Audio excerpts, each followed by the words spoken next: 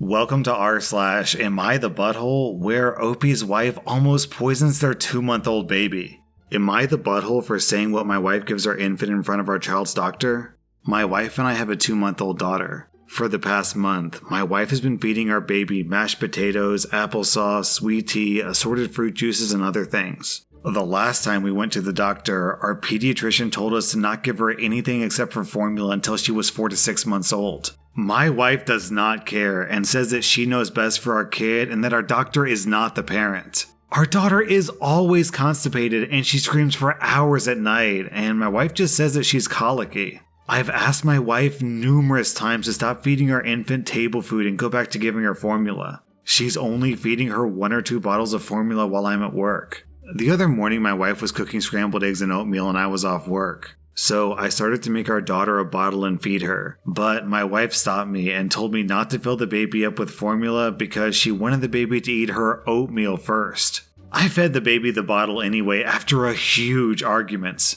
Well, our baby had a doctor's appointment and my wife was talking about colic and screaming fits, and when the doctor asked what she was feeding her, she only said formula and nothing else. I was angry because my wife lied, and I told the pediatrician every single thing that my wife had been giving our baby. And the doctor strongly recommended that she stop because she was causing the upset stomach, and more than likely she was the reason for all of her stomach issues. Instead of being apologetic for this, my wife is mad at me, and she told me that I ratted her out to the doctor, and that she doesn't have to listen to the doctor, and that it's only a recommendation and that I made her look bad as a parent. I told her what a selfish little twat she was being, and now she wants me to go stay with my parents until she forgives me and asks me to come home. Am I the butthole here? I'll admit, maybe I shouldn't have gotten mad and said the things I did. Maybe I should apologize to my wife. OP, are you the butthole for standing up to your wife when she's literally abusing your baby? No.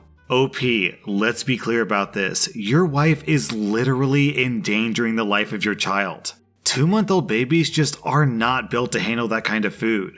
They can't really digest it, and your baby is screaming in pain from having that food inside of her. OP, something sounds seriously wrong with your wife. And to those of you out there who are like, huh? Giving a baby oatmeal and juice? That doesn't sound that bad. To give you some perspective, until a baby is 6 months old, you literally can't even feed a baby water. Giving a baby water, even watered down breast milk, can literally kill them. So if a baby's digestive system is so sensitive that it can't even handle water, what do you think oatmeal and apple juice is gonna do?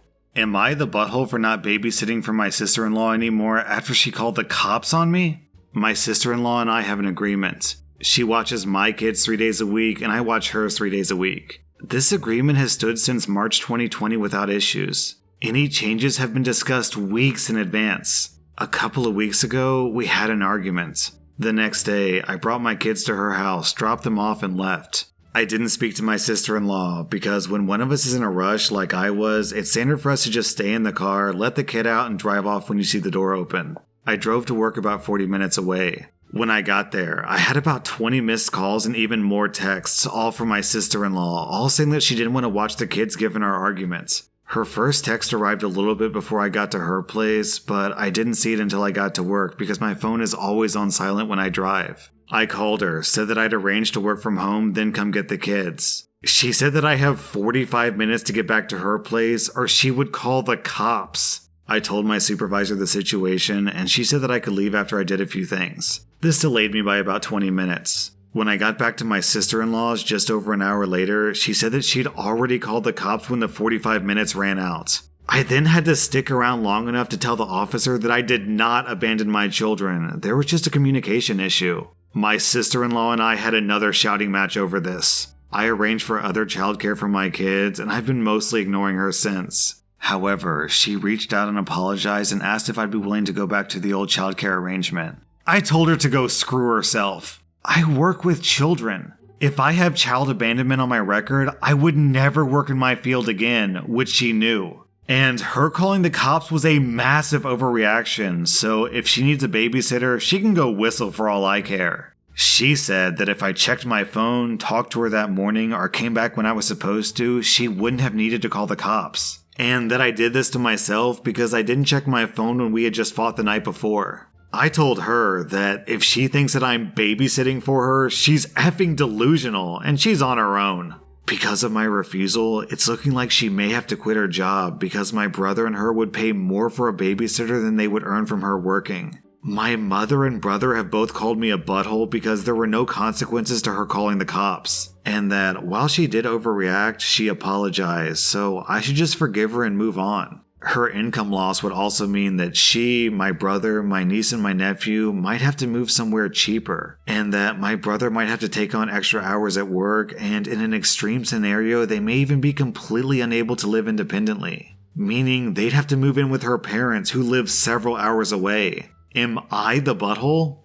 There is a very important lesson that every single human being needs to learn at one point in their life. It's simple. Actions have consequences. Your sister-in-law called the cops on you over basically an argument. Not only did that threaten your livelihood, OP, but it also put the lives of your kids at stake. What if the cops showed up and took your kids into foster care? So it's okay for your sister-in-law to threaten your kids and your livelihood, but it's not okay for you to threaten hers? Nah, OP, you are not the butthole here. Your sister-in-law is the one who chose to go nuclear over this, not you, so she's the one who gets to deal with the nuclear fallout. OP, I'm giving you 0 out of 5 buttholes. I'm giving your sister-in-law 3 out of 5 buttholes.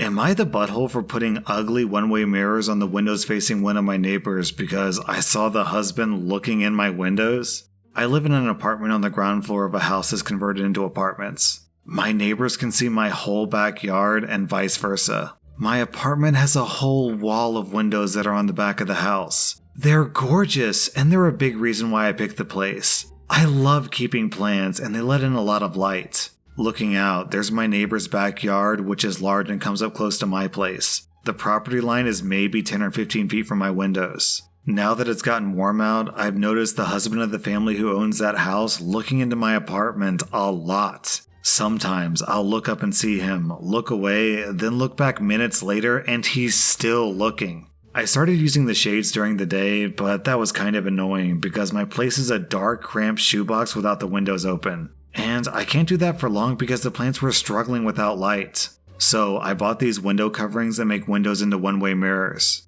During the day, when the inside light is out, from the outside my windows look just like mirrors now. From the inside, it looks pretty much the same. The windows look tinted slightly darker, but that's it. From the outside, you can't see inside at all. It looks exactly like mirrors. The section of windows it's applied to is about 8 feet high and 20 feet wide. After a week of the window coverings being up, both of the parents from that neighbor's house came to my door and wanted to talk to me. The wife was complaining about the windows for a number of reasons. 1, they were ugly. 2, it was uncomfortable, especially for the teens and their friends, to have a huge mirror adjacent to the swimming pool. It's at a time they feel insecure about their looks and they've lost interest in hanging out by the pool. 3, in the afternoon and evening, it was reflecting a lot of extra sunlight into their backyard, and they couldn't enjoy eating dinner on the back porch with the sun in their eyes. I said sorry about the inconvenience, but I wanted it for privacy. They both pushed back on that some, but I said that I needed privacy because of the husband staring. He started denying it in front of his wife, so I took out my phone where I'd taken pictures and showed her a couple of pictures of him gaping at my apartment and the text from that time. He got mad and said that he incidentally looked over, and the 8-foot by 20-foot mirrors was a crazy overreaction. I said that I was going to keep the mirrors and sorry, but frankly, this was avoidable. I think they're both mad because they called my landlord who brushed them off. Am I the butthole for putting the mirrored film in my windows?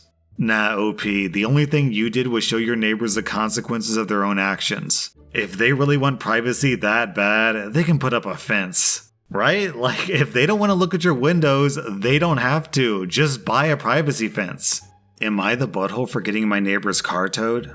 I recently bought a house and moved in. The previous owner rented the house out to students, and he transformed a big part of the front yard into a parking place. My front yard is basically just 4 parking spaces. I live alone, and I basically only use one of the parking spaces. When I had painters and handymen over to work on my house, they used those parking spaces because the nearest parking spaces were like a half a kilometer from my house, so a 5-minute walk. When they were done and I moved in, my elderly neighbor, who can't walk without a cane, asked if she could continue the deal that she made with the previous owner. She showed me the contract that she made with the previous owner that states that she can use a parking space in exchange for a home-cooked meal once a month. I told her she didn't have to give me anything because I understood her situation, but she insisted.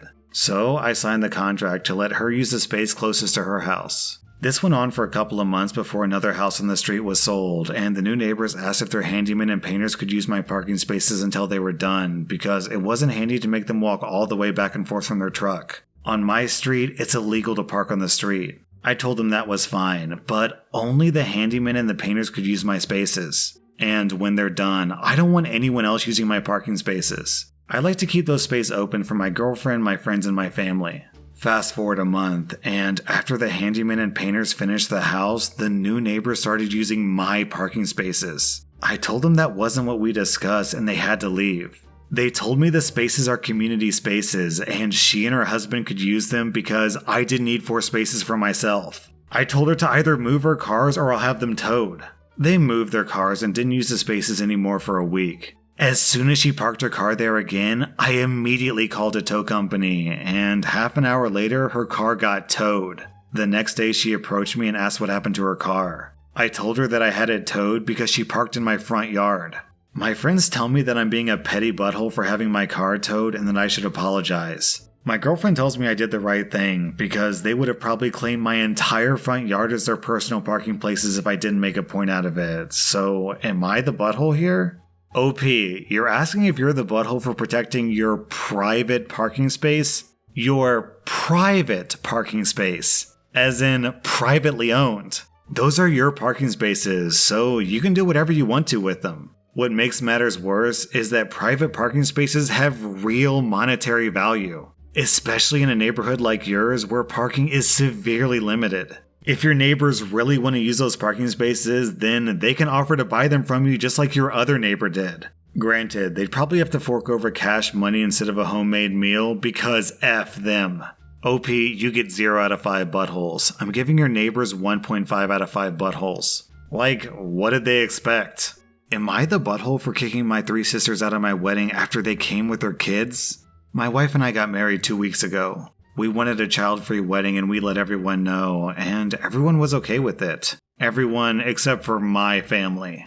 I have 3 sisters, each with kids from the age of 2 to 10 years old. My mom said it was illogical to not allow kids, since first, this has never happened in the family before. And second, my sisters live several towns over, so the kids can't be easily left alone. After a lot of arguing and others getting involved, I stood my ground, and they agreed to not bring their kids. At the wedding, no one brought kids, but then I saw my 2 sisters arriving with their kids. I immediately went to ask, what's the deal? They began arguing with me, and then I said that I would not be letting them in with their kids. Then my oldest sister showed up with her kids in the car, and I was pissed. I asked why they decided to go against the rule and bring their kids. That's when my mom started yelling at me. Everyone was yelling at me, and I had to get the security involved to make them leave. My parents and aunt left shortly thereafter. They were so pissed at me. I got nasty texts later, and my cousin posted about my sucky wedding on Facebook.